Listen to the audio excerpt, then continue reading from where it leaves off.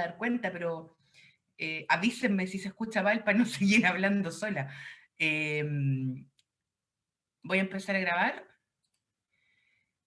y a ver si podemos comenzar. Ya. Entonces, recordemos lo que estábamos viendo la clase pasada, que precisamente estábamos revisando las materias respectivas a los derechos laborales específicos en la Constitución Política, y en ese sentido habíamos hecho primero la distinción entre derechos individuales y colectivos, y respecto a los derechos individuales, que estaban en el artículo 19, número 16, habíamos hecho la referencia respecto de la libertad de trabajo, la libertad de contratación y la justa retribución, entendiendo entonces que son aquellos derechos que están establecidos, reconocidos en cuanto a la calidad de trabajador, pero veíamos que la Constitución no nos decía mucho más respecto a su contenido, a sus limitaciones, a qué es lo que teníamos que entender, en definitiva, que se estaba reconociendo a través de esta regulación constitucional. Y en ese sentido, entonces, nosotros fuimos dando algunos ejemplos, fuimos viendo algunas situaciones en las cuales estos derechos se podían limitar o, ¿no es cierto?, encontrar cuáles eran las restricciones de estos derechos, ¿ya? Ahí habíamos quedado la semana pasada y nos faltaba revisar los últimos, el de, bueno, el de retribución alcanzamos algo a decir, y en particular nos faltaba revisar el de no discriminación, ¿ya? Porque ahí, ¿no es cierto?, habíamos señalado que la Constitución simplemente señala que no se pueden hacer discriminaciones o no se puede discriminar en torno a situaciones subjetivas, sino que solamente se pueden hacer distinciones respecto de la edad o la nacionalidad de las personas, ¿ya? Por lo tanto, la Constitución, en los únicos casos en los que se pone respecto de los cuales podría haber algún tipo de diferenciación entre las personas, sería a propósito de la edad y a propósito de la nacionalidad, ¿ya? Ahora, si ustedes se fijan, ambos criterios son relativamente objetivos dependiendo de cuál es la fundamentación o la justificación que se da para poder establecer estos filtros, ¿ya? Porque pensemos, por ejemplo, si la Constitución dice que no se puede discriminar, pero que sí se pueden establecer criterios objetivos respecto a la edad. ¿Qué criterios respecto a la edad podrán ser objetivos y no discriminatorios? Y por lo tanto, estaría bien, ¿no es cierto?, establecer ese tipo de limitaciones. ¿A alguien se le ocurre algún ejemplo? Que no ¿Mayores sean de 18 años? Exacto, ¿no es cierto? Que no sea menor de 18 años, ¿no es cierto? Porque ahí, y este ejemplo también lo habíamos visto el otro día, que se trataba entonces de cuestiones de protección mínima, ¿no es cierto?, de que los menores de 18 años no puedan trabajar, sin perjuicio de que, como vamos a ver más adelante, sí se permite con ciertas restricciones, ya no es una prohibición absoluta, ¿ya? Por lo tanto, uno podría decir, ¿no es cierto?, o revisar que efectivamente si en un puesto de trabajo se establece que solamente se van a contratar a mayores de 18 años, no sería una regla discriminatoria, porque sería una regla entonces objetiva. Ahora, ¿cuándo podría sí ser una regla discriminatoria en base a la edad? ¿A alguien se le ocurre algún ejemplo? Que sí fuera discriminatoria, carepalo. Cuando se despida a alguien por ser mayor, Ya, como 45, no sé, algo así. ya, muy bien. Me gustó ahí el tope de edad que le puso. Claro, efectivamente, ¿no es cierto? Si en un caso, por ejemplo, se despide a alguien por un criterio de edad que no sea objetivo, es decir, que no atienda a ningún parámetro objetivo, simplemente porque no contrato mayores de 45, ¿ya? Según el ejemplo que das tú. En ese caso, entonces, sí sería discriminatorio y eso sería inconstitucional, ¿ya? Eso sería entonces, estaría vulnerando este derecho laboral específico, ¿ya? Ahora, ¿cuál es el problema que podemos observar respecto de este tipo de situaciones? ¿Qué pasa, por ejemplo, si una persona va a una entrevista de trabajo y muestra su currículum y le dicen, ¿no es cierto?, efectivamente, no, sabe que no te vamos a contratar porque ya encontramos que ya no tiene la edad que queremos, está muy viejo para que lo contratemos. ¿Qué podría hacer una persona en ese caso? ¿Qué podría reclamar? Porque claramente sería un criterio discriminatorio, porque en el fondo no hay una distinción objetiva. ¿Pero qué podría reclamar esa persona? Podría ser la transgresión de sus derechos fundamentales, que es la libertad de trabajo, tanto de elegir el trabajo como de renunciar a él. Ya, precisamente para allá quería ir, porque efectivamente, ¿no es cierto? El otro día nosotros decíamos que la libertad de trabajo que estaba protegida y estaba consagrada, ¿no es cierto? Permitía que efectivamente las personas puedan elegir el trabajo en el cual se quieren desempeñar, con las limitaciones que revisábamos también la clase pasada. Ahora, en esos casos, la verdad es que es más difícil llegar a una buena salida de protección, porque en el fondo estos derechos, como son de carácter específico, están pensados, ¿no es cierto?, en la categoría o en la calidad de la persona que ya sea trabajadora. Entonces, ¿cuándo eso nos produce un gran problema? Antes de que las personas ingresen al puesto de trabajo. Porque fíjense que, claro, la libertad de trabajo apunta, ¿no es cierto?, a elegir el trabajo, pero solamente protege a la persona en virtud de su calidad de trabajador. En Entonces, cambio, profe, habría ¿sí? que acudir al artículo 19, que en general, antes de ser trabajador, todos somos personas, y eso podría ser un trato discriminatorio. Ya, exactamente. Para allá también quería ir, ¿no es cierto? Que en el fondo ahí, antes de ser trabajador, tiene los derechos generales que están en el artículo 19, ¿ya? Por lo tanto, sería más fácil ir por esa vía, por la vía del artículo 19 en general, que por los derechos específicos, precisamente porque aquí todavía no tiene la calidad de trabajador formal, ¿ya? Con lo cual, si ustedes se fijan, nos deja un espacio bastante amplio de problemas en los cuales podríamos encontrarnos, en los cuales las personas no tienen ningún tipo de seguridad en el fondo de que no van a ser discriminadas, que tiene que ver con toda la etapa precontractual, ¿ya? Porque efectivamente vamos a ver que una vez que la persona ya es trabajadora o trabajador, ahí sí puede recurrir a estos derechos que le protegen, ¿no es cierto?, en su calidad de tal, pero que muchas veces las situaciones de discriminación se producen precisamente en el momento previo. Y claro, ahí podemos recurrir a las herramientas jurídicas generales que establece el ordenamiento, pero con, ¿no es cierto?, la particularidad que obviamente esas herramientas no necesariamente son las más efectivas para lograr el objetivo, para lograr la protección adecuada de los trabajadores. ¿Ya? Porque efectivamente todavía ahí el derecho del trabajo no puede hacer lo suyo porque todavía la persona no es trabajadora y por lo tanto todavía no está bajo este ámbito de protección, ¿ya? Entonces, lamentablemente todo el tema de discriminación precontractual es un tema muy complejo, porque claro, uno podría decir ya, interpongan los recursos generales, pero efectivamente lo que quiere la persona es que la contraten. Y probablemente, aunque interponga un recurso de protección, igual no va a lograr el objetivo que es que contraten a esa persona en ese puesto de trabajo, ¿ya? Entonces, uno de los problemas que se presentan con esta regulación de la no discriminación es que efectivamente uno puede pensar, ok, la Constitución aquí solamente hace diferencias cuando son criterios objetivos, que nos parece bien. Pero ¿qué pasa cuando la persona todavía no está en la calidad de trabajador y que precisamente es un espacio en el cual con mayor frecuencia se pueden dar estas situaciones de discriminación? Y ahí efectivamente no hay ninguna herramienta jurídica concreta que permita al trabajador asegurar esta protección, porque todavía no tiene la calidad de trabajador, ¿ya?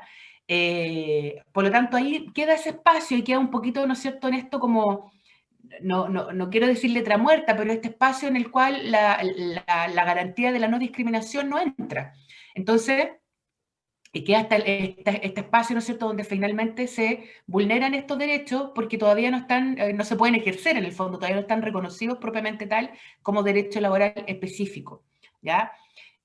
Así que sobre este tema igual vamos a darle otra vuelta cuando revisemos de derechos fundamentales en general, pero efectivamente el tema de la no discriminación, uno de los grandes problemas que produce hoy día es en este espacio previo a la contratación, porque desde que el trabajador ya es contratado y por lo tanto ya tiene la calidad de trabajador, ahí sí cuenta con herramientas jurídicas concretas que vamos a revisar y que le permiten de cierta forma garantizar este derecho.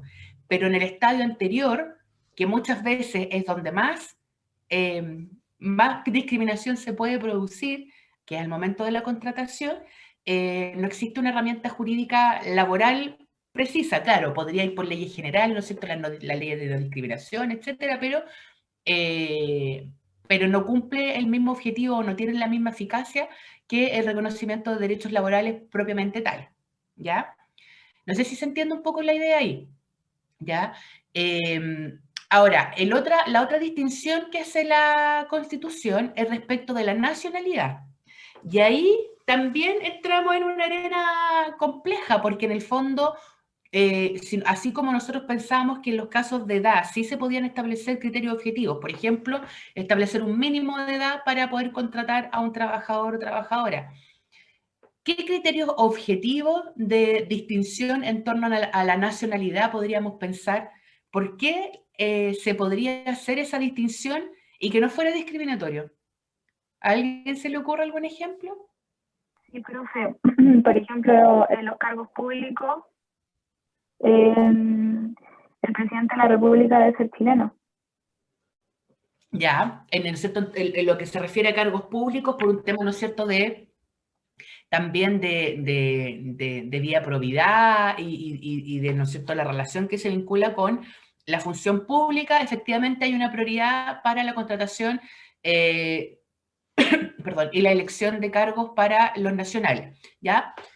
Es verdad, pero salgámonos un poco de la arena del derecho público, porque ahí sabemos que operan otras lógicas. En un contrato de trabajo entre particulares, ¿en qué casos podríamos pensar que se puede o que se requiere hacer algún tipo de distinción en torno a la nacionalidad y que sea objetivo, es decir, que no sea discriminatorio? Que las personas se encuentren legales acá en Chile. Ya, ahí sí tenemos un criterio objetivo, ¿no es cierto? Decir, mire, yo no es que no voy no voy a discriminar en torno a su nacionalidad, pero lo que sí voy a requerir es que como usted es una persona que tiene otra nacionalidad, para poder trabajar en Chile tienen que cumplir ciertos requisitos, ¿no es cierto? Que efectivamente su estadía en el país sea legal, que tenga todos los permisos correspondientes, las visas correspondientes, y que esté habilitado para trabajar en el país, ¿ya? Que también lo vamos a revisar cuando veamos contratación y vamos a ver cuáles son los requisitos que deben cumplir los trabajadores extranjeros para poder contratar en Chile, ¿ya? Y que vamos a ver además, para que tengamos clara la película, que no solamente el empleador está habilitado para hacer esa distinción, sino que está obligado a hacerla. Porque, por ejemplo, si una empresa contrata a trabajadores extranjeros que no cuenten con los permisos correspondientes para poder contratar, no solamente hay una infracción, ¿no es cierto?, por parte del trabajador, sino que también hay una infracción para la empresa. Por lo tanto, ahí tenemos un criterio objetivo que efectivamente a la empresa también le va a interesar hacer cumplir esa distinción, porque de lo contrario va a quedar expuesto a ser sancionado por el ordenamiento jurídico por contratar a extranjeros sin permisos, ¿ya? Y me imagino, ¿no es cierto?, que todos entendemos esa regla como algo lógico, ¿no es cierto? Y como decía, ¿no es cierto?, que esté toda la situación legal.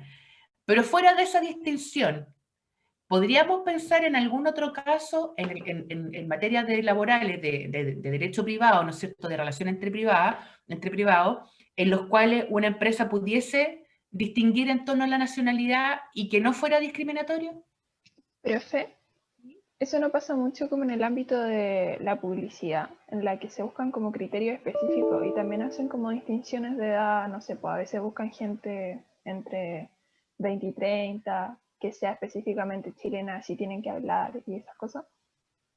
Ya, y ahí, ¿no es cierto?, tenemos otro ejemplo y sería, por ejemplo, una situación que la ligábamos también con lo que hablamos el otro día de la libertad de trabajo, ¿no es cierto?, que efectivamente hay ciertos trabajos que pueden establecer ciertos requisitos específicos. ¿Ya? Por ejemplo, en el caso que das tú de una publicidad, si yo quiero en mi publicidad retratar a un cierto prototipo porque ese es mi target demográfico, ¿no es cierto?, donde yo voy a vender el producto, por ejemplo, claramente, ¿no es cierto?, tengo la facultad para poder determinar qué personas son las que, qué características personales tienen, ¿no es cierto?, esos trabajadores para poder contratar, ¿ya? Y ahí efectivamente lo que se ha señalado es que si son criterios objetivos, no serían discriminatorios, ¿ya? Y por ejemplo, ¿no es cierto?, en ese caso, cuando lo requiera la misma función que va a desempeñar, claro, yo necesito retratar a una familia, no sé, o una foto a una persona que tenga ciertas características, y por lo tanto no me sirve que la persona tenga características diferentes, ¿ya? Y ahí uno podría entender, ¿no es cierto?, que hay un criterio objetivo que no sería discriminatorio y que podría hacer la distinción entre, por ejemplo, la nacionalidad, ¿ya? Aunque ahí igual, bueno, depende de la nacionalidad, por cierto, pero claro, sería también una distinción, ¿no es cierto?, en torno a ciertas características físicas o apariencias de la persona. Y efectivamente, ¿no es cierto?, lo que se ha señalado es que si esas distinciones son basadas en criterios objetivos, no serían discriminatorias, ¿ya? Por lo tanto, ahí lo que va a tener que acreditar respectivamente es que la empresa está utilizando criterios objetivos para hacer ese tipo de distinciones. Si no hay ninguna valoración objetiva, es decir, si la razón es, ¿sabes?, que yo no contrato a personas más viejas o de tal nacionalidad porque me caen mal o porque simplemente yo a usted no lo contrato en este país, ahí sí podría ser una situación discriminatoria, ¿ya? Ahora, de nuevo, el problema que nos presenta este derecho es que el espacio donde con mayor frecuencia se pueden dar estos temas de discriminación es en los estadios precontractuales que lamentablemente no quedan cubiertos por el ámbito de aplicación y de protección del derecho del trabajo, ¿ya? Vamos a ver luego que efectivamente cuando las personas ya están contratadas, hay herramientas jurídicas concretas desde el Código del Trabajo para proteger y sancionar los casos de discriminación, pero que efectivamente quedan fuera de esa protección los casos que tienen relación con el estado precontractual, ¿ya? Y ahí seguiría entonces, como decíamos hace un momento, las reglas generales de recurso de protección o de aplicación de otras leyes, ¿no es cierto?, que se refieren a criterios discriminatorios, ¿ya?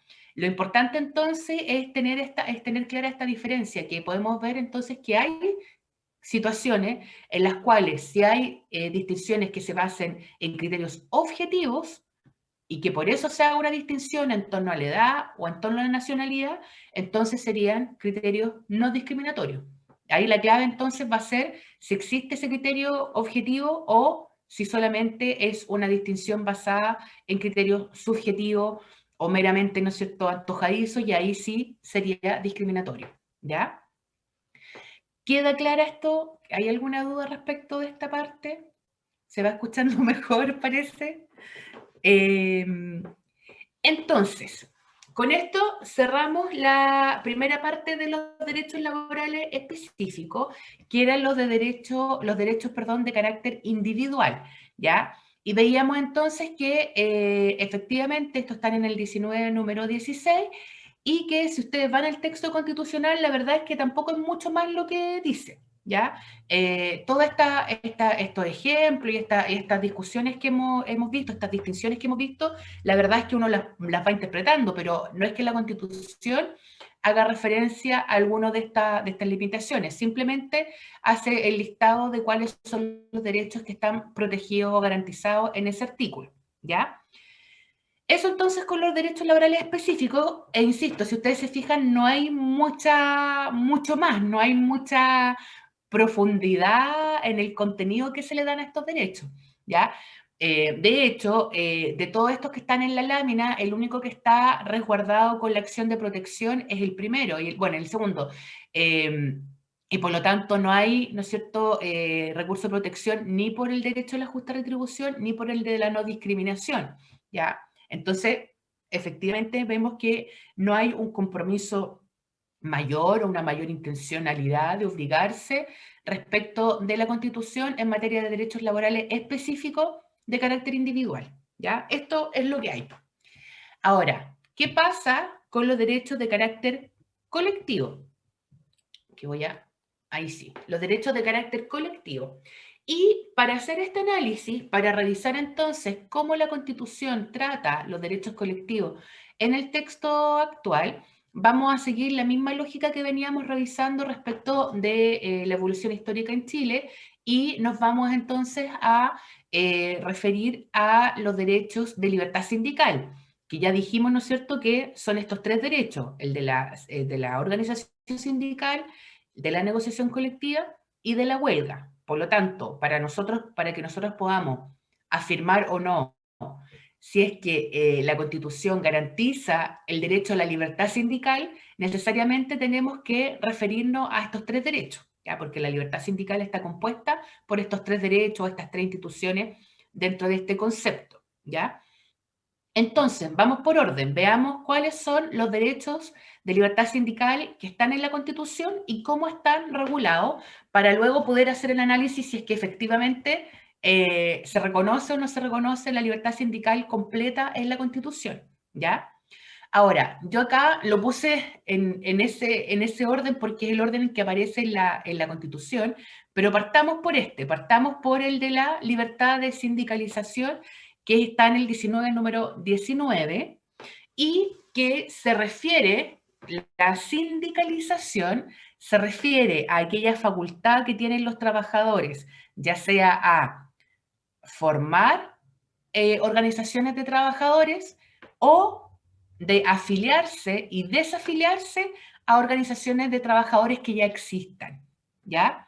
Entonces, de nuevo, cuando hablemos de libertad de sindicalización, vamos a estar hablando de aquella facultad que tiene el trabajador para conformar organizaciones de trabajadores o afiliarse o desafiliarse a aquellas organizaciones que ya existan, ¿ya? Ahora, ojo con esto, mucha atención, que no es lo mismo hablar de libertad de sindicalización que libertad sindical, ¿ya? ¿Por qué? Porque ya dijimos que la libertad sindical está compuesta por tres derechos o tres instituciones, que es la sindicalización, la negociación colectiva y la huelga, ¿ya? Por lo tanto, suena como a trabalengua, pero si ustedes se fijan, la libertad de sindicalización es una parte, un tercio de la libertad sindical, pero no son lo mismo, ¿ya? ¿Queda clara esa diferencia? ¿Se entienden los conceptos? Esto me interesa, esto es súper importante, y de aquí para adelante es pecado mortal confundir los dos conceptos, ¿ya? Profesora, Así yo no que lo ojo, que entendí. esto es como... Ya, de nuevo entonces, ningún problema. Ya, entonces estamos pensando que acá hay dos conceptos que son distintos. Uno es el de la libertad sindical, y la libertad sindical es un derecho fundamental de los trabajadores, reconocido por la Organización Internacional del Trabajo, y que está compuesto por tres partes o tres instituciones: por el derecho a la sindicalización, por el derecho a la negociación colectiva y por el derecho a ejercer la huelga. ¿Ya? Esa es la libertad sindical. Entonces, cuando pensemos en libertad sindical, que la asociamos, ¿no es cierto?, a los derechos colectivos, estamos pensando en esos tres derechos: al derecho a sindicalizarse, a negociar colectivamente y a ejercer la huelga. ¿Ya? Ahora, por otra parte, la libertad de sindicalización es una de las partes de la libertad sindical, es un tercio de ella. ¿Y a qué se refiere la libertad de sindicalización? Se refiere a la facultad que tienen los trabajadores, ya sea a conformar organizaciones de trabajadores nuevas o afiliarse o desafiliarse a aquellas organizaciones de trabajadores que ya existen, ¿ya? Entonces, si ustedes se fijan, la libertad de sindicalización es una parte de la libertad sindical, y la libertad sindical es el derecho fundamental, ¿ya? ¿Se entiende mejor ahí? ¿Queda clara la diferencia? Si no, no Sí, hay ahora problema. sí. Bueno, gracias. Entonces, como nosotros lo que queremos analizar de la Constitución es la libertad sindical completa, vamos por orden, ¿ya? Y partimos entonces por la libertad de sindicalización o el derecho a sindicalización, como queramos llamarle. ¿Y qué nos dice la Constitución respecto de esta primera parte de la libertad sindical? Bueno, lo primero es que está regulado en el 19, número 19, y efectivamente otorga amplias facultades a los trabajadores para poder ejercer esta sindicalización. Es decir, establece claramente la posibilidad de que los trabajadores puedan formar organizaciones de trabajadores o que a su vez puedan afiliarse o desafiliarse a las organizaciones que ya existan, ¿ya? Obviamente ahí hace alguna referencia a la ley, que la ley establecerá los procedimientos y los mecanismos para que los trabajadores puedan ejercer este derecho de sindicalizarse, y si esto lo contrastamos con el Código del Trabajo, efectivamente podemos ver que este derecho está establecido en términos bastante amplios, ¿ya? ¿Eso qué significa? Lo vamos a ver en su oportunidad, pero significa que en términos generales es relativamente fácil formar una organización de trabajadores, ¿ya?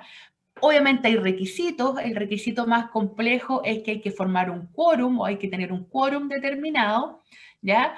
Pero fuera de eso y cumplir con algunas formalidades, la verdad es que en Chile es relativamente fácil formar una organización de trabajadores, ¿ya? Lo mismo respecto de la afiliación o la desafiliación de un sindicato o de una organización de trabajadores que ya exista, ¿ya? Es relativamente también fácil poder ejercer este derecho, ¿ya? Entonces, si nosotros volvemos al texto constitucional y hacemos, ¿no es cierto?, esta revisión de la libertad de sindicalización, y lo que queremos entonces ver si esta primera parte de la libertad sindical se cumple o no se cumple, deberíamos tener una respuesta más bien positiva, ¿ya? Es decir, que efectivamente la Constitución, el primero de los derechos de libertad sindical, que es la sindicalización, lo cumple, ¿ya? Lo reconoce en términos amplios, por lo tanto los trabajadores en términos generales pueden formar estas organizaciones y pueden a su vez afiliarse o desafiliarse de las organizaciones sindicales que ya existan, ¿ya? Por lo tanto, si uno quiere hacer como un checklist, uno podría decir, ok, el primero de los derechos de libertad sindical, que es la sindicalización, podríamos decir, check, ¿ya? Efectivamente, se cumple, está garantizado en la Constitución, ¿ya? ¿Queda claro hasta acá? ¿Alguna pregunta hasta acá? Ya, sigamos. Pero ya dijimos, ¿no es cierto?, que la libertad sindical son 3 derechos, llevamos uno. ¿Qué nos dice la Constitución de los otros derechos? Y ahí entonces volvemos al 19, número 16, que nos habla de la negociación colectiva, ¿ya? Pero ¿qué es lo que nos dice respecto de la negociación colectiva de la Constitución? La Constitución le pone un apellido. Dice que la negociación colectiva es en la empresa, es un derecho para los trabajadores, ¿ya? Por lo tanto, aquí ya nos encontramos con el primer problema. ¿Por qué? Porque la Constitución no garantiza en términos amplios para todos los trabajadores el derecho a negociar colectivamente, sino que solamente lo reconoce como un derecho para aquellos trabajadores que estén en el contexto de una empresa, ¿ya? Idea que nosotros ya habíamos comentado en clases anteriores porque veíamos que esta vinculación de la negociación colectiva con el concepto de empresa venía precisamente del plan laboral, y ahí, ¿no es cierto?, hay toda una fundamentación, una argumentación que hizo Piñera en su momento, Piñera José, ¿no es cierto?, para justificar por qué la negociación colectiva tenía que estar vinculada a la empresa, pero en términos concretos, ¿cuál es el efecto que tiene esta vinculación, esta idea de que solamente este derecho está garantizado como tal en el contexto de una empresa? Y es que la empresa es el ámbito de negociación más pequeño en el cual se pueden organizar los trabajadores, ¿ya? Y esto, ¿no es cierto?, nosotros ya lo habíamos conversado, decíamos, a ver, cuando los trabajadores se quieren organizar, se quieren sindicalizar, siguiendo, ¿no es cierto?, la nomenclatura que ocupábamos recién, obviamente, mientras más grande sea la organización de trabajadores, mientras a más trabajadores involucre, va a tener un mayor poder de negociación frente al empleador, que decíamos, ¿no es cierto?, que es la base, el sustento del derecho del trabajo, esta idea de que el actor colectivo puede, de alguna manera, balancear o equilibrar el poder con el empleador, que de forma individual no lo tiene. Entonces, obviamente, el órgano colectivo, mientras más grande sea, mientras a más trabajadores agrupe, obviamente mayor poder de negociación va a tener.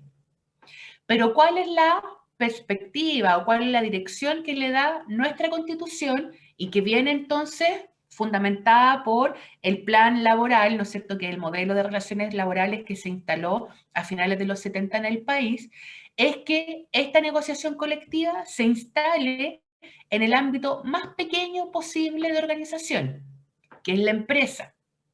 Con lo cual, entonces, tenemos como resultado que no todos los trabajadores van a poder negociar colectivamente, porque solamente van a poder negociar, y lo tienen reconocido como un derecho, aquellos trabajadores que formen parte de una organización de empresa, que para estos efectos le vamos a llamar sindicato de empresa, que así, ¿no es cierto?, es la referencia que hace el Código del Trabajo, ¿ya?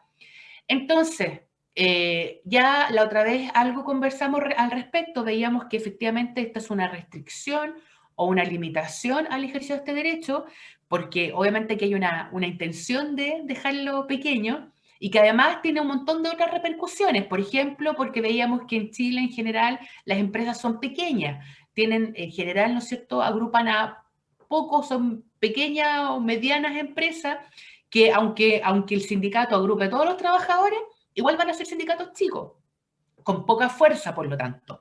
Y ¿no es cierto?, la excepción a la regla son las empresas que tengan muchos trabajadores o que sean sindicatos fuertes, ¿ya? Porque por regla general las empresas en Chile son más pequeñas, ¿ya? Y además veíamos que esto nos traía otro problema, y era que para poder identificar a qué trabajadores se les reconoce el derecho a negociar colectivamente en la empresa, teníamos que saber también qué era una empresa y cuáles eran los límites de la misma. Quedábamos en esta encrucijada en la cual un trabajador, si considerábamos que era parte de la empresa, iba a poder negociar colectivamente, pero que si llegábamos a la conclusión de que no formaba parte de la empresa, entonces queda fuera y no puede participar de la negociación. Con lo cual, también, ¿no es cierto?, se contribuye a que el sindicato de empresa sea bastante pequeña, bastante compacta, y que en definitiva no tenga o no logre tener el poder suficiente para poder equilibrar o balancear el poder con el empleador, ¿ya? Entonces, lo primero que tenemos que tener súper claro de esta definición, y en caso, ¿no es cierto?, de pregunta para que lo tengan claro, es, si la pregunta es, ¿la Constitución chilena reconoce el derecho a la negociación colectiva? La respuesta tiene que ser sí, pero en la empresa, ¿ya? Es decir, aquí es con un pero, no lo reconoce en términos amplios para todos los trabajadores y que después podamos ponerle algunos requisitos, algunas formalidades. No, aquí solamente se reconoce el derecho a negociar colectivamente en la empresa, ¿ya? Vamos a ver en su oportunidad que la figura que se utiliza en estos términos es que solamente es un derecho dentro de la empresa y que por lo tanto, si los trabajadores quieren organizarse en otro ámbito, por ejemplo, supraempresarial o pluriempresarial, es decir, entre distintas empresas, y los empleadores respectivos aceptan negociar con los trabajadores, la ley no se interpone, ¿ya? Es decir, no es que esté prohibido negociar por fuera de la empresa. Se puede hacer, si es que las partes quieren. Pero me imagino que ustedes podrán sospechar, por todo lo que ya hemos ido conversando, que obviamente las empresas que no están obligadas a negociar no lo hacen voluntariamente, ¿ya?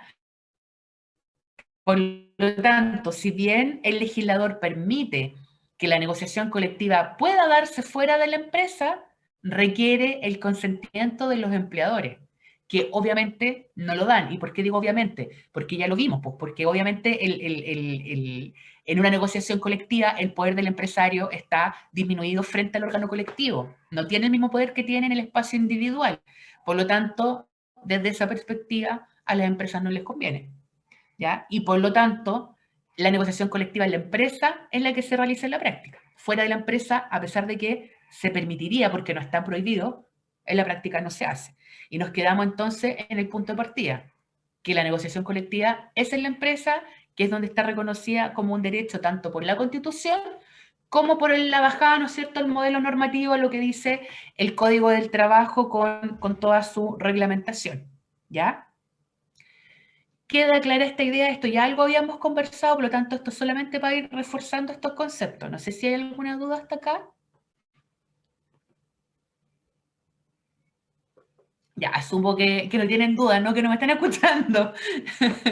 Y entonces, si seguimos con el análisis de la negociación colectiva y como parte de la libertad sindical, y como estábamos haciendo este checklist, decíamos, a ver, de la libertad sindical, el primer derecho que era la sindicalización, ok, pero de la negociación colectiva no podemos decir que efectivamente se reconoce en términos amplios.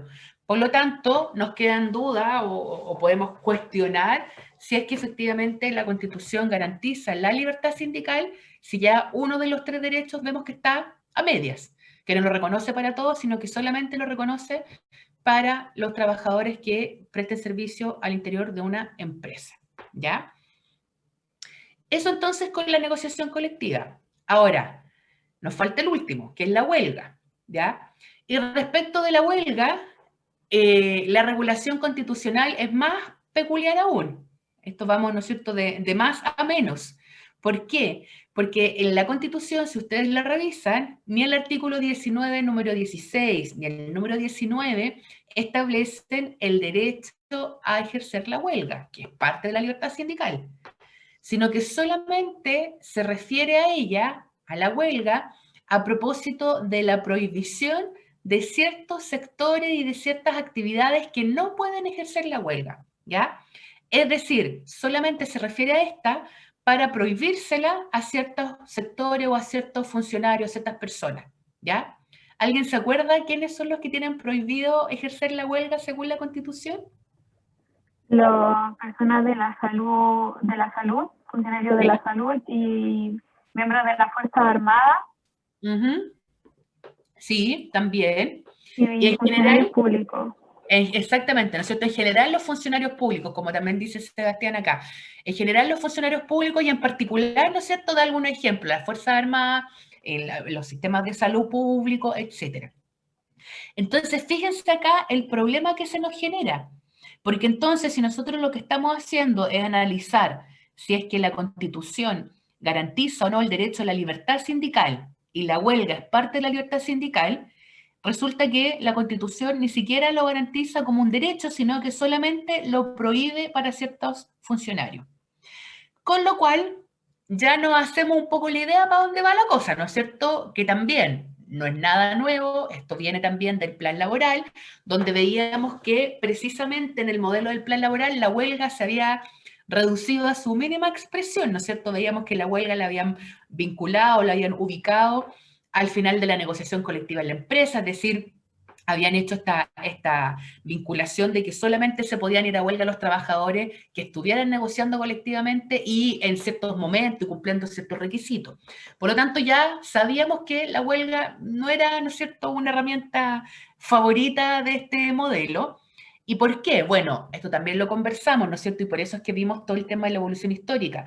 Claramente hay, ¿no es cierto?, una intencionalidad, hay una desconfianza también en el actor colectivo, en el poder que pueden tener las organizaciones de trabajadores. Entonces, simplemente este derecho, que sabemos que es la herramienta de presión que tienen los trabajadores para poder reivindicar sus derechos, está completamente, ¿no es cierto?, cercenada en esta Constitución, donde además no hay ninguna referencia en términos positivos a la misma, sino que la única referencia es a propósito de los funcionarios públicos.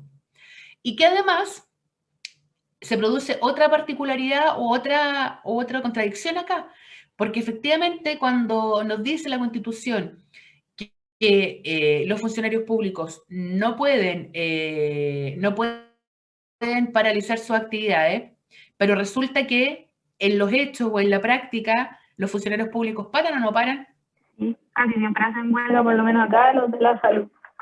Exacto, ¿no es cierto? No es raro, es al contrario, es más bien frecuente ver, ¿no es cierto?, que los funcionarios públicos en general paralizan sus actividades. Y fíjense que por eso es que cuando se habla de las paralizaciones de funciones de los funcionarios públicos, se habla de paro y no se habla de huelga, ¿ya? Porque en estricto rigor no es huelga porque la huelga la tienen prohibida, ¿ya? Entonces, ¿por qué se da esta situación y cómo nosotros lo podemos vincular a lo que regula la Constitución? Entonces, partamos por el principio.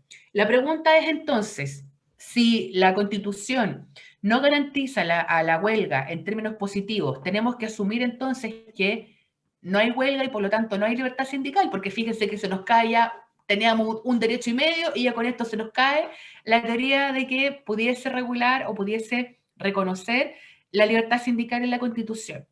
Y al respecto hay diversas posiciones para entender este problema. ¿Ya? Problema, ¿no es cierto?, si es que la Constitución garantiza la libertad sindical por la referencia que hace a la huelga. Entonces, una primera postura o una primera posición respecto a este problema es decir, no, pues, si la Constitución no lo garantiza como derecho, solamente hace alguna referencia a la huelga para prohibirla, entonces lo que debemos entender es que la Constitución no garantiza el derecho a huelga y por lo tanto tampoco garantiza la libertad sindical, porque la libertad sindical nos queda incompleta.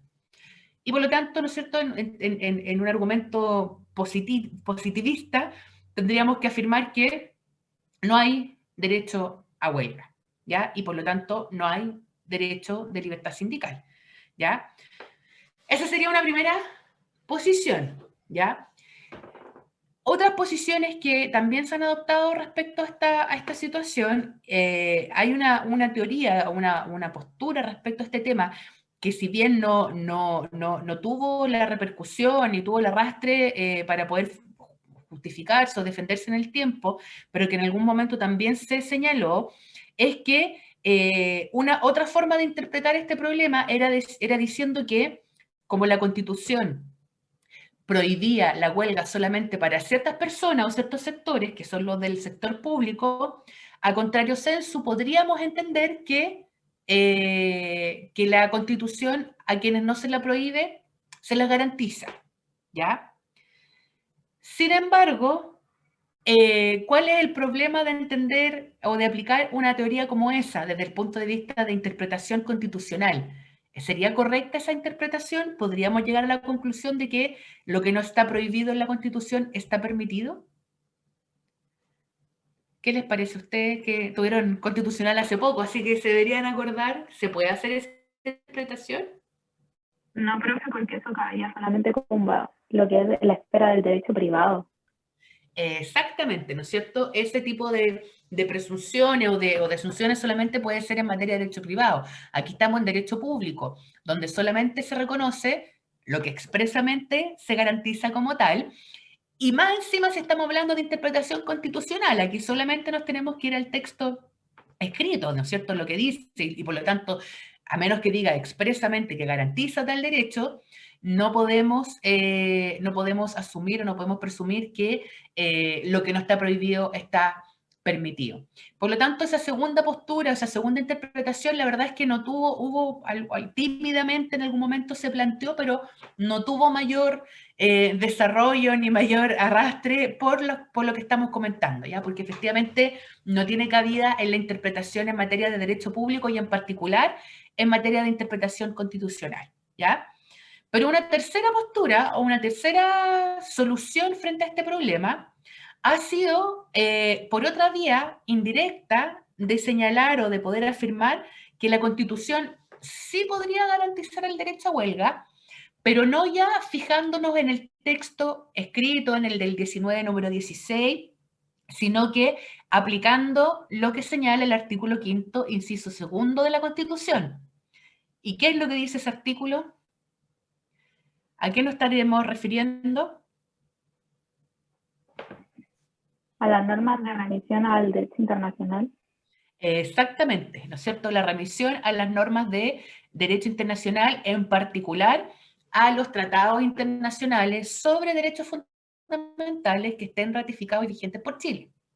Por lo tanto, siguiendo esa interpretación en la cual, ¿no es cierto?, a partir de lo que dice el artículo 5º, podemos afirmar que los contenidos de los tratados internacionales sobre derechos fundamentales pasan a formar parte del bloque de constitucionalidad, es decir, pasan a formar parte del texto constitucional, podríamos llegar a una interpretación amplia en la cual podamos afirmar que la Constitución sí reconoce el derecho a huelga, no ya por su texto expreso, por el contenido, ¿no es cierto?, de estos artículos, sino por su remisión a los tratados internacionales sobre derechos fundamentales por aplicación del artículo 5º.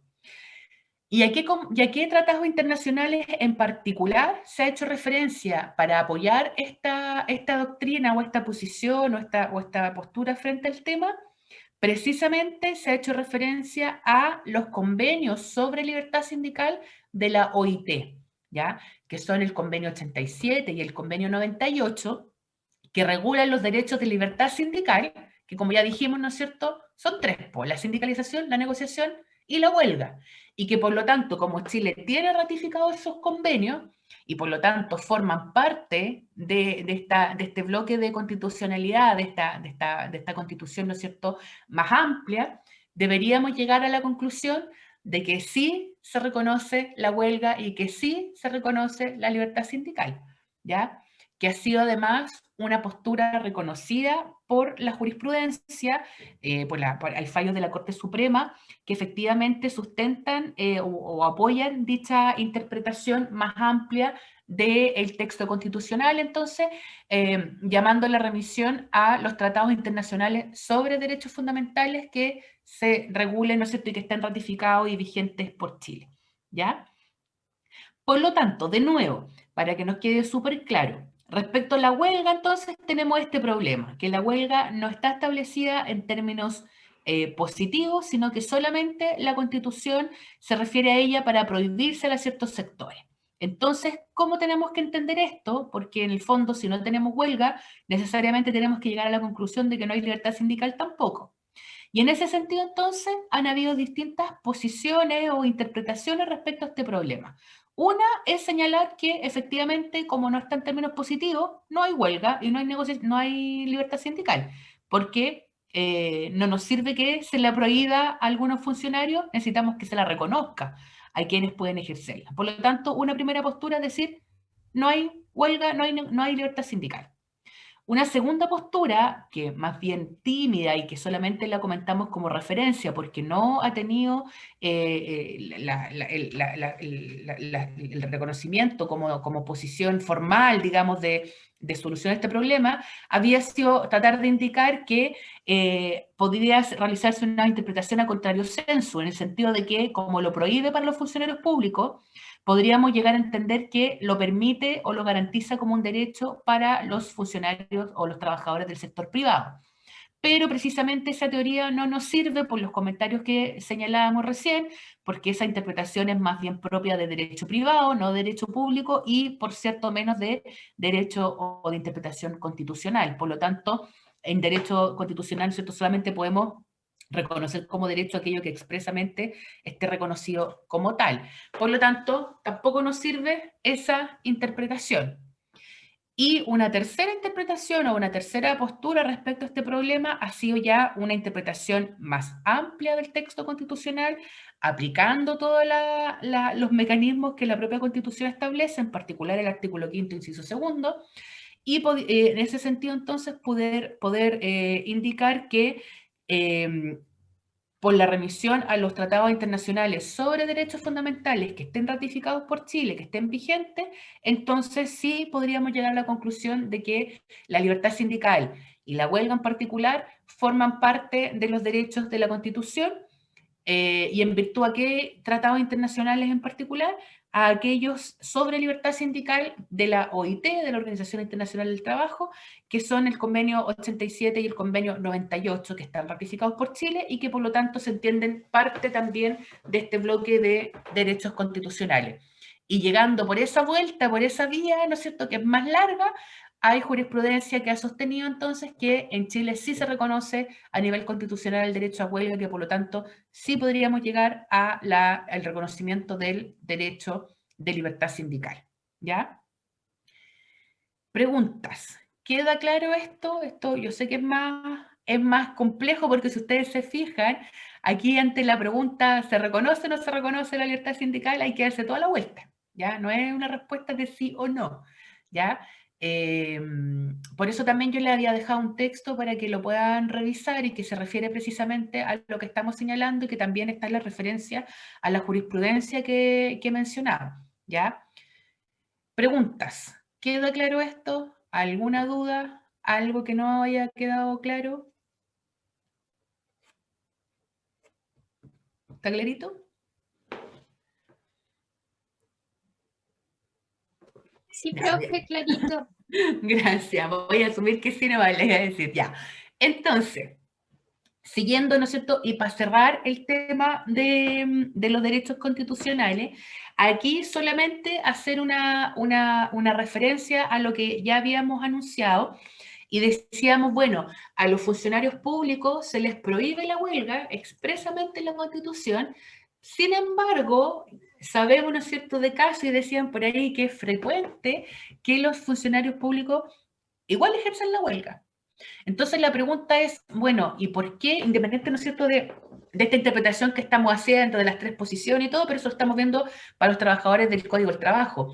Pero ya que tocamos el tema, ¿no es cierto?, la pregunta es, bueno, ¿y por qué los funcionarios públicos igual nomás paran, aunque lo tengan prohibido?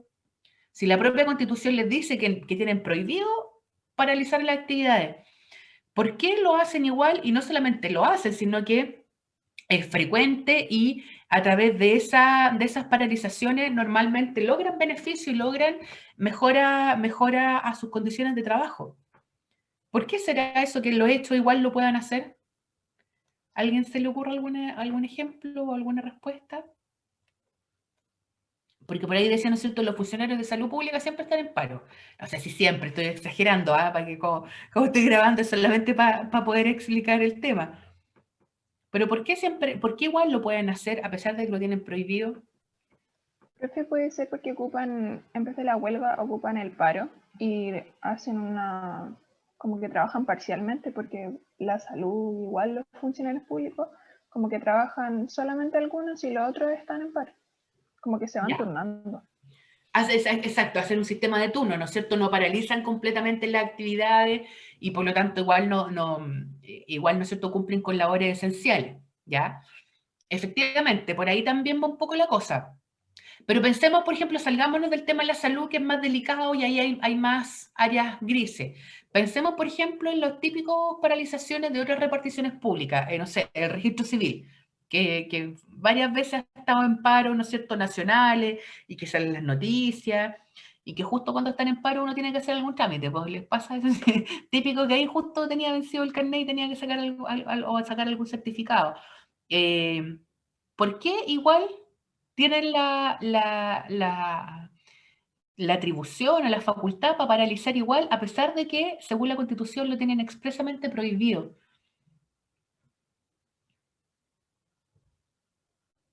¿Cuál es el impacto que tiene una paralización? Pensemos, por ejemplo, cuando para todo el registro civil en todo Chile.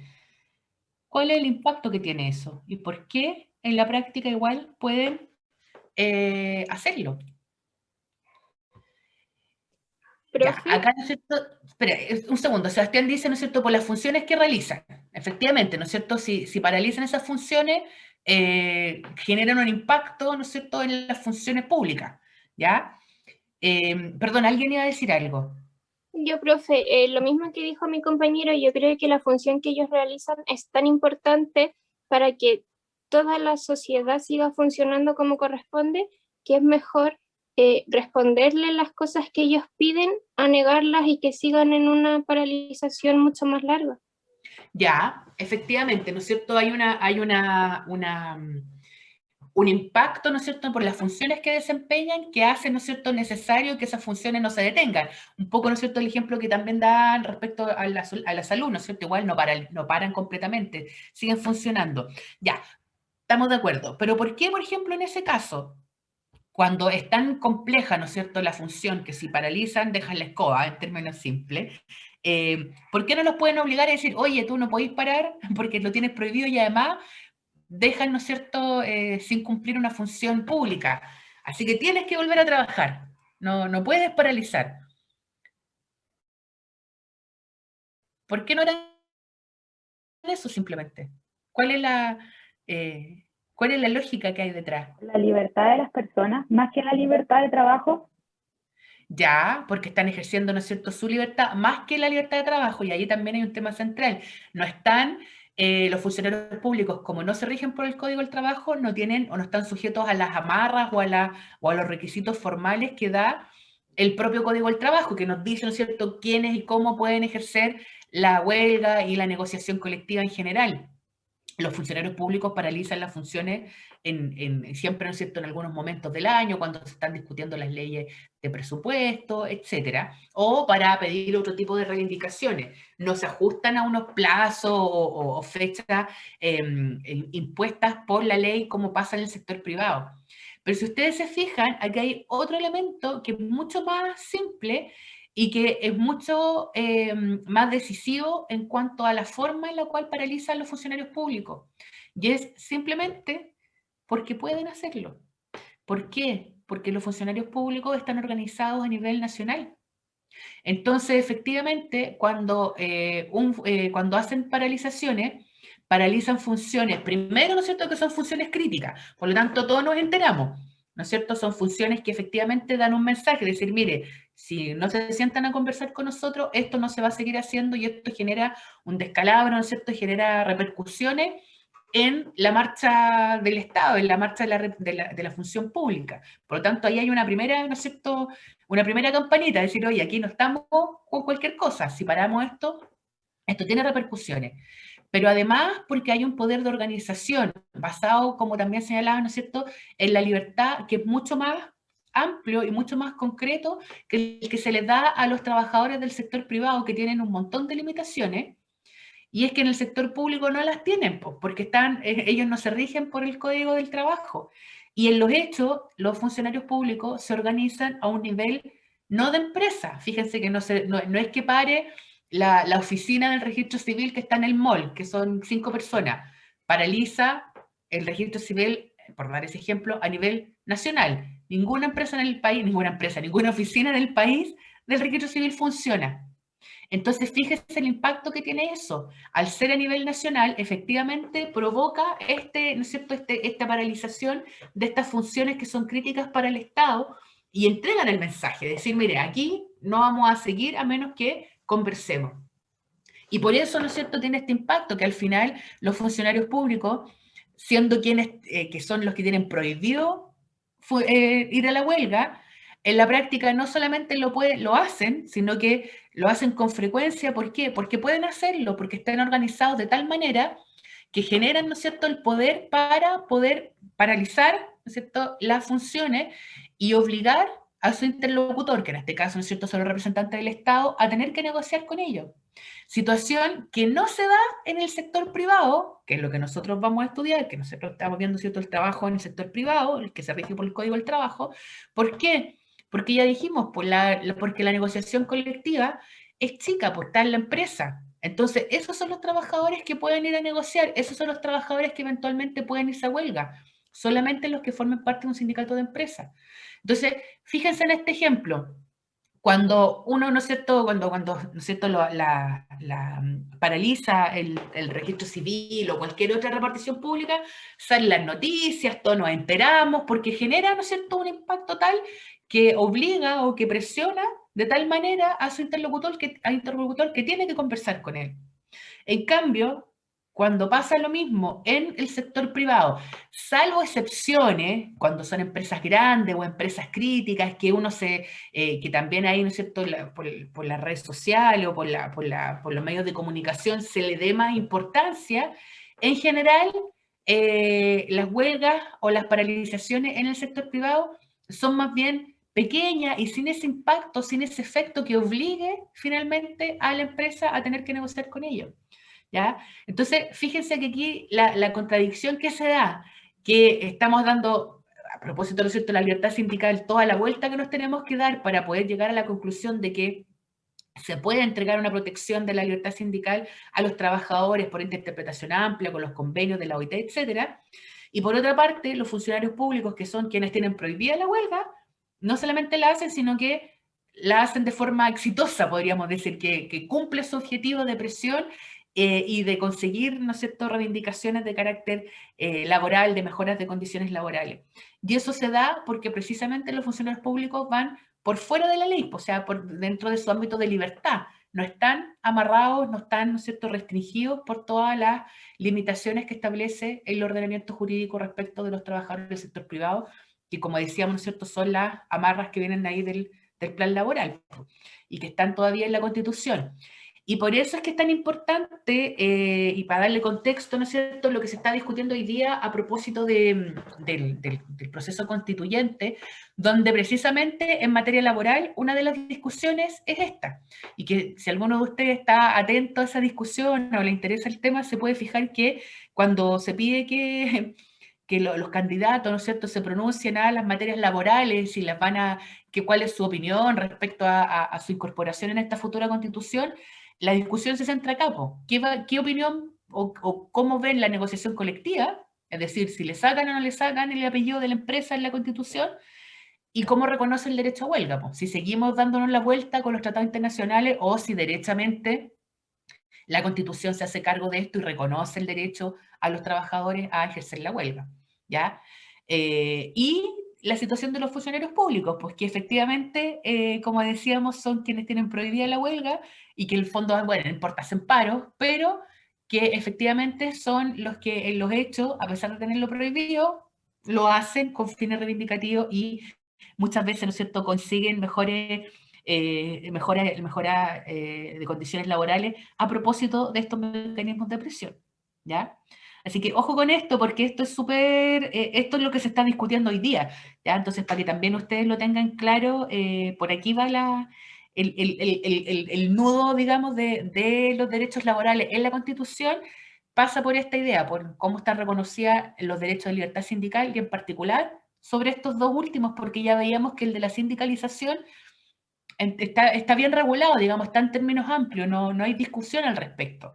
De hecho, la libertad de sindicalización es el único que está protegido por el recurso de protección, ¿ya? Y que efectivamente, ¿no es cierto?, es lo que, para cerrar este tema, y qué es lo que veíamos a propósito de cada uno de estos derechos, que, bueno, revisando, ¿no es cierto?, cuáles son los derechos específicos, vemos que en general es bastante escueta la Constitución, que incluso, ¿no es cierto?, respecto a los derechos de libertad sindical tenemos que darnos todas estas vueltas para poder llegar a la conclusión de que se reconoce o no se reconoce un derecho, pero que además tenemos otro problema, porque efectivamente nosotros podemos hacer este análisis y establecer cuáles son sus limitaciones, pero además tenemos el problema de cuál es la eficacia de estos derechos, es decir, qué pasa cuando estos derechos se vulneren, y ahí, ¿no es cierto?, volvemos al mismo problema que señalamos hace un rato, que aquí está el recurso de protección, pero el recurso de protección es solamente respecto de ciertos derechos, que vimos que son los que menos problemas nos genera, que es la libertad de trabajo, su libre elección y libre contratación,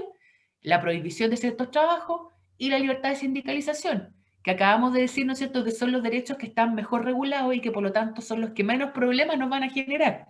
Los problemas nos generan lo otro, ¿ya? Entonces, ahí tenemos el gran problema, ¿no es cierto?, de esta regulación y que nos deja con la pregunta entonces, ¿cómo se garantiza el ejercicio de los otros derechos laborales específicos? Ya veíamos lo que nos pasaba, por ejemplo, con el de la no discriminación en la etapa previa al contrato, o en los derechos de libertad sindical, ¿qué pasa con el derecho a huelga, con toda esta interpretación que hemos realizado? Y vemos que ahí es donde se producen los problemas, ¿ya? Ahora, de nuevo, y para cerrar esta idea, ¿no es cierto?, esto es algo que obviamente tiene esa orientación y tiene persigue ese objetivo. O sea, acá, independiente, insisto, de cuál sea la visión que tenga cada uno respecto a estos temas desde el punto de vista político, económico, etcétera, hay que claramente hay una intencionalidad de hacer que estos derechos tengan un espacio reducido. Es decir, que el lugar que tienen los derechos específicos en la Constitución de carácter laboral es un espacio reducido, un espacio acotado y además un espacio lleno de áreas grises, como pudimos ver, de espacios, ¿no es cierto?, que nos dejan a estas interpretaciones que finalmente generan falta de certeza para los trabajadores y que finalmente significan que no están bien protegidos, ¿ya? Así que eso respecto a los derechos específicos y sobre todo los derechos de libertad sindical, a propósito de lo que se está discutiendo hoy día, y ahí recuerden que tienen que leer el texto que quedó en Educantus, ¿ya? Así que también lo entendemos incorporado a la clase, ¿ya? Preguntas. ¿Ha quedado más o menos claro esto? ¿Alguna pregunta en particular? ¿Más o menos sí? Ya. Entonces, ya que no hay más preguntas, vamos a quedar hasta acá por hoy. Stop, ahí sí. Vamos a quedar hasta acá por hoy porque como ya tenemos 1 hora y como tuve yo los problemas de conectividad al principio, para no cansarlos tanto, ¿ya? Así que eso, disculpen por los problemas de la mañana, parece que efectivamente necesitaba un refresh en mi computador porque ahí funcionó bastante mejor. Así que eso, gracias por la paciencia también porque ahí nos costó conectarnos. Vamos a quedar hasta acá. Recuerden que el jueves es el taller es la segunda hora y en el taller entra solamente lo que vimos hasta la clase anterior, es decir, hasta antes de fuente, ¿ya? Así que eso, para que revisen también eso y si hay alguna duda también la podamos resolver en la clase del jueves en la primera hora. ¿Ya? En la primera hora hay clase y después ahí está el taller, ¿ya? ¿Alguna pregunta? ¿No? ¿Todo claro? Ya pues chiquillos, chiquillas, nos vemos el jueves. Ánimo, vamos, yo sé que está ya empezando con las pruebas y todo, así que ánimo con todas sus cosas. Y ahí cualquier cuestión estamos en contacto, ¿ya? Así que cuídense, que estén muy bien y nos vemos el jueves. Chao, chao. Profe, gracias. Chao, profe, profe, gracias.